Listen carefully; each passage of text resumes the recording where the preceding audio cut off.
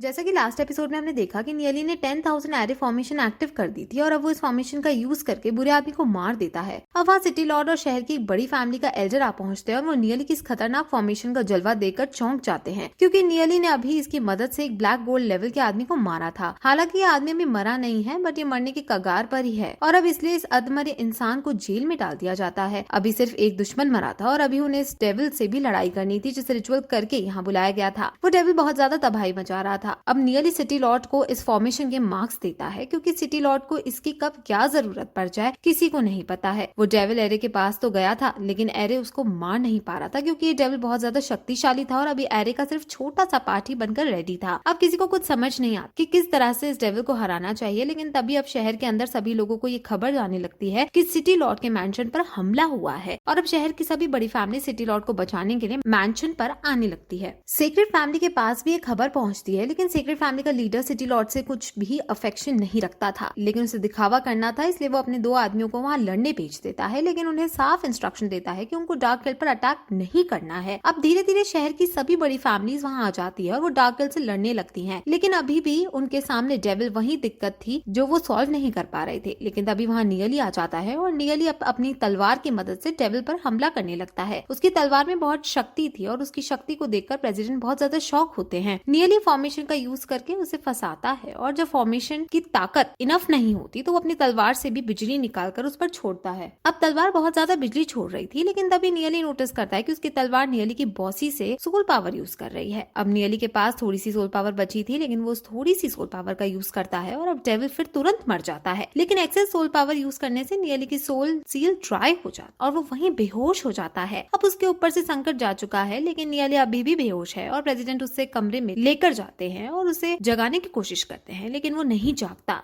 Dark girl के leader वहां से फिर दांत पीसते हुए चला जाता है और अब हम उस आदमी को भी देखते हैं जिसे नियली ने अधमरा किया था। उससे सिटी लॉर्ड पूछताछ करने की कोशिश करते हैं, लेकिन तभी उसके गले में एक सोल चेन आती है और वो फांसी से मर जाता है। यानी डार्क गर्ल के लीडर ने उसको खुद मार दिया है। अब डार्क गर्ल के लीडर बाकी बचे हुए आदमियों को जो उसने भेजे थे उन पर गुस्सा करता है, क्योंकि वो लोग नियली को नहीं मार पाए थे। वहीं दूसरी तरफ नियली की छोटी बहन बहुत रो रही है और ये ज़्यून उनका ध्यान रख रही होती है। अब सिटी लॉर्ड नियली की हालत खराब देखकर उदास हो जाता है और वो नियली को मरता हुआ नहीं देखना चाहता था, इसलिए वो प्रेसिडेंट से कहकर एक खास तरह की दवाई मंगवाने को कहता है। ये दवाई बहुत ज्यादा कीमती होती है, लेकिन नियली की जान बचाने के लिए वो इसे मंगवाता है। वहीं नियली जो बेहोशी की हालत में था, उसे अपने पुराने जन्म के सपने आने लगते हैं कि कैसे उसके पापा ने उसे अपनी आखिरी उम्मीद बताया था और कैसे उनकी उम्मीदों पर खरा उतरने की कोशिश की, लेकिन अंत में वो फेल हो गया और ये ज़्यून बेरहमी से मारी गई। वहीं शियाओ जिंगर भी वहाँ आती है और वो नियली के लिए परेशान हो रही थी। वो नियली को बहुत ज्यादा चाहने लगी थी और वो नियली के साथ रहना चाहती थी। ये ज़्यून शियाओ जिंगर को परेशान देखकर सोचने लगती है कि शियाओ जिंगर नियली को पसंद करती है और ये एक अच्छी लड़की है। नियली को शियाओ जिंगर के साथ होना चाहिए और नियली को मेरा पीछा छोड़ देना चाहिए। शियाओ जिंगर नियली के पास बैठकर उसके होश में आने का इंतजार कर रही थी। तभी नियली हलचल करने लगता है और शियाओ जिंगर जब उसके पास जाकर खुशी से उसको उठाने लगती है तो वो जोर से ये ज़्यून चिल्लाता है। ये देखकर शियाओ जिंगर को बहुत ज्यादा बुरा लगता है और वो उदास होकर वहाँ से जाने लगती है। लेकिन रास्ते में जब वो ये ज़्यून से कहती है कि तुम राजा की बेटी हो और तुम जो मांगोगी तुम्हें वो मिल जाएगा, लेकिन मैं भी शियाओ जिंगर हूँ और मैं नियली को चाहती हूँ। बेशक नियली तुम्हें चाहता है, लेकिन फिर भी मैं नियली से कभी दूर नहीं जाऊंगी और हमेशा उसकी परछाई बनकर उसके साथ चलूंगी।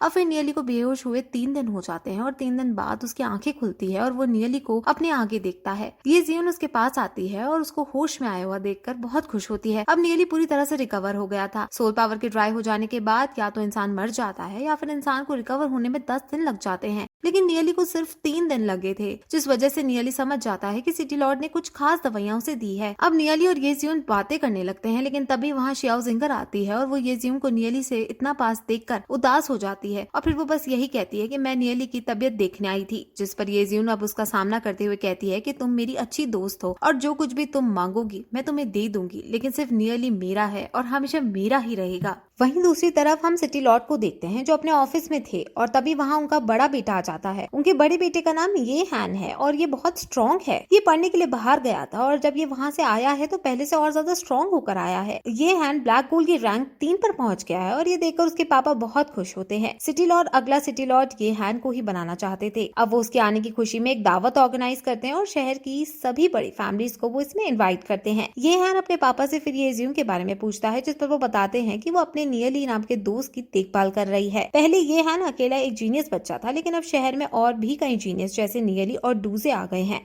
और अब शहर के लोग शहर के ब्राइट फ्यूचर को देखकर बहुत खुश हैं। वहीं दूसरी तरफ हम हुयान को देखते हैं, जिसके फादर उसे दावत में चलने के लिए कह रहे थे। वो हुयान की शादी ये हैन से कराना चाहते थे, लेकिन हुयान को सिर्फ नियली से प्यार था, इसलिए वो ये हैन की दावत में नहीं जाना चाहती थी। लेकिन जब हुयान को ये पता चलता है कि नियली भी उस दावत में मौजूद होगा तो वो मान जाती है और वो दावत में अच्छे अच्छे कपड़े पहनकर जाने का डिसाइड करती है। वहीं दूसरी तरफ येजियोन अब श्याओजिंगर को दावत में आने को कहती है और बताती है कि उसका भाई ये हैन वापस लौट आया है और उसकी खुशी में दावत रखी गई है। नियली ने ये हैन के बारे में अपने पिछले जन्म में कभी नहीं सुना था और वो समझ जाता है कि ये हैन एक मिस्टीरियस आदमी है। अब नियली भी वहां जाने का डिसाइड करता है और अब तीनों लोग दावत के अंदर जाने लगते हैं। वहीं दूसरी तरफ दावत शुरू होती है और शेनफाई और दूसरी बड़ी फैमिली के टीनेजर्स ये हैन से आकर मिलते हैं और उससे अच्छे से बात करते हैं। ये हैन इन सभी में थोड़ा सा सीनियर है, जिस वजह से सब ये हैन की इज्जत करते हैं। लेकिन इस बातचीत के अंदर भी इविल शेनफाई को ये लगता है कि ये हैन मुझसे एटीट्यूड में बात कर रहा है। वही अब हुएन भी वहाँ आती है और हुएन बहुत ज्यादा सुंदर कपड़े पहनकर आई थी और सब उसकी सुंदरता को देखकर हक्के बक्के रह जाते हैं। हुएन के पापा भी वहाँ मौजूद थे और वो आसपास के लोगों की मिलती तारीफ को एक्सेप्ट कर रहे थे, लेकिन वो ये भी कह रहे थे कि काश सुंदर होने के साथ साथ इसमें थोड़ा दिमाग भी होता। हुएन ये हैन के पास आती है और उससे बातें करने लगती है और इविल शेनफाई ये हैन को नीचा दिखाने के लिए हुएन से कहता है कि 2 साल पहले तुम ये हैन की दीवानी बना घूमा करती थी और अब भी तुम इसकी दीवानी हो क्या। ये सुनकर हुएन को गुस्सा आ जाता है और वो कहती है कि बचपन की नादानी को तुम सीरियस कैसे ले सकते हो। ये हैन भी हुएन का साथ देता है और शेनफाई को डांटता है। तो उनकी बातचीत एल्डर्स भी सुन रहे थे। अब फिर हुएन शेनफाई को डांटते हुए कहती है कि तुम अभी यहाँ हमें परेशान कर रहे हो और पहले तुमने मेरे नियली को परेशान किया था। अब हुएन नियली को अपना बताती है और ये सुनकर शेनफाई को बहुत हंसी आती है और वो कहता है कि नियली एक वुमनाइजर है और वो येजियोन के साथ साथ मेरी फैंस पर भी डोरे डालता है। अब फिर यहाँ से ये हैन को नियली के बारे में पता चल जाता है। शेनफाई को लग रहा था कि हुएन नियली पर अब गुस्सा करेगी, लेकिन हुएन शेनफाई पर ही गुस्सा करते हुए कहती है कि नियली जैसा भी हो वो मेरा है, तुम अपने काम से काम रखो। शेनफाई की बुरी बेइज्जती हो जाती है और ये माहौल बहुत ज्यादा फनी हो जाता है। अब फिर वो शेनफाई को धमकी देती है और कहती है कि अगर तुमने अब नियली को परेशान करने की कोशिश की तो मैं तुम्हारी हड्डी पसली तोड़ दूंगी। ये सुनकर सभी एल्डर्स हंसने लगते हैं और हुएन के फादर से कहते हैं कि बिल्कुल तुम पर गई है, लेकिन हुएन के फादर एम्बैरेस होते हुए कहते हैं कि मैं ऐसा नहीं हुई है, ये जरूर अपनी माँ पर गई है। अब फिर वहाँ नियली येजियोन और श्याओजिंगर के साथ आ पहुँचता है और ये हैन अपनी बहन को देखकर बहुत खुश होता है। ये हैन अपनी बहन से काफी प्यार करता था और येजियोन अगर किसी को अपना मानती थी तो वो उसका ये भाई ही था। वो अपनी प्यारी बहन को भी गिफ्ट देता है जो बहुत ज्यादा कीमती था, लेकिन वो इतने कीमती गिफ्ट को लेने से मना कर देती है। लेकिन तभी नियली इस गिफ्ट को लेकर कहता है कि धन्यवाद ये गिफ्ट येजियोन को देने के लिए। अब येजियोन फिर नियली का इंट्रो अपने भाई से कराती है और क्योंकि नियली येजियोन का दोस्त है इसलिए अब ये हैन नियली को अपना दोस्त बना लेता है और कहता है कि अगर तुम्हें कभी भी कोई जरूरत हो तो मेरे पास आ जाना। ये हैन नियली के जीनियस होने से बहुत इम्प्रेस था। अब नियली सिटी लॉर्ड के बारे में सोचने लगते हैं। सिटी लॉर्ड ये हैन को ही अगला सिटी लॉर्ड बनाएंगे, लेकिन उन्हें इसके लिए एल्डर्स से परमिशन लेनी होगी। नियली खुद सिटी लॉर्ड बनना चाहता है क्योंकि वो जानता है कि सिर्फ वही अब इस सिटी को बचा सकता है, लेकिन एल्डर्स कभी किसी बाहर के आदमी को सिटी लॉर्ड नहीं बनाएंगे। लेकिन अगर नियली येजियोन से शादी कर लेता है तो नियली फिर सिटी लॉर्ड बन सकता है। अब नियली ये सब सोच ही रहा होता है तभी वहाँ शेनफाई आ जाता है और वो उसका ये कहकर मजाक उड़ाने लगता है कि इतनी बड़ी दावत में तुम अपने कपड़े तो बदल लेते। वो फिर श्याओजिंगर को नियली के बगल में खड़ा देखकर उसे भी गाली देता है और अब नियली को बहुत ज्यादा गुस्सा आ जाता है और वो अपनी तलवार को निकालता है जिससे एनर्जी निकलती है और शेनफाई के कपड़े गंदे हो जाते हैं। वो फिर सबसे ये कह देता है कि वो भी रिकवर हो रहा है जिस वजह से अपनी तलवार पर काबू नहीं कर पा रहा है और ये बहाना बनाकर वो एल्डर से बच जाता है। शेनफाई को अब नियली के ऊपर बहुत गुस्सा आता है और वो दांत पीसता हुआ वहाँ से जाने लगता है, लेकिन तभी नियली उससे कहता है कि अब आगे फ्यूचर में तुमने अगर श्याओजिंगर से बात की या फिर से शादी के लिए धमकाया तो मैं तुम्हें तब भी मार दूंगा। वो फिर अपनी तलवार भी निकाल देता है और अब ये हैन नियली पर गुस्सा करता है और कहता है कि तुमने यहाँ हथियार निकालकर रूल्स तोड़े हैं और अब तुम्हें यहाँ से जाना होगा। वो नियली को यहाँ से भगाने के लिए गार्ड्स को बुलाने लगता है, लेकिन फिर नियली कहता है कि तुम सिटी लॉर्ड नहीं हो जो ये डिसाइड करो कि कौन यहाँ रहेगा और कौन जाएगा। वो फिर ताना मारते हुए कहता है कि कहीं ऐसा तो नहीं कि तुमने सिटी लॉर्ड को कमजोर समझ लिया है और जब से तुम आए हो तुम खुद को सिटी लॉर्ड समझने लगे हो। ये सुनकर सब ये हैन की तरफ अब शक की नजर से देखने लगते हैं। वो फिर अब ये भी कहता है कि यहाँ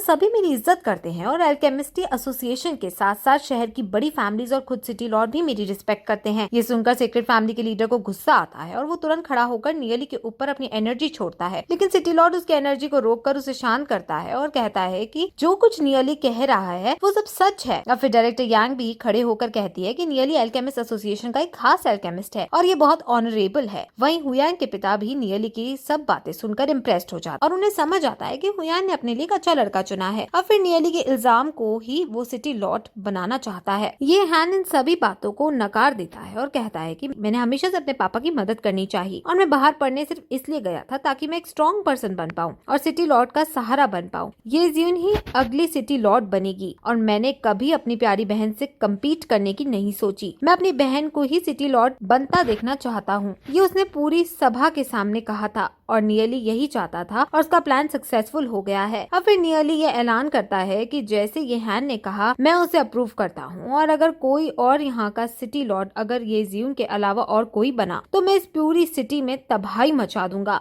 अब ये सोने पे सुहागा हो चुका था और अब सब नियली को ये कहता देख बहुत चौंक जाते हैं और फिर ये एपिसोड फिर यहीं खत्म हो जाता है।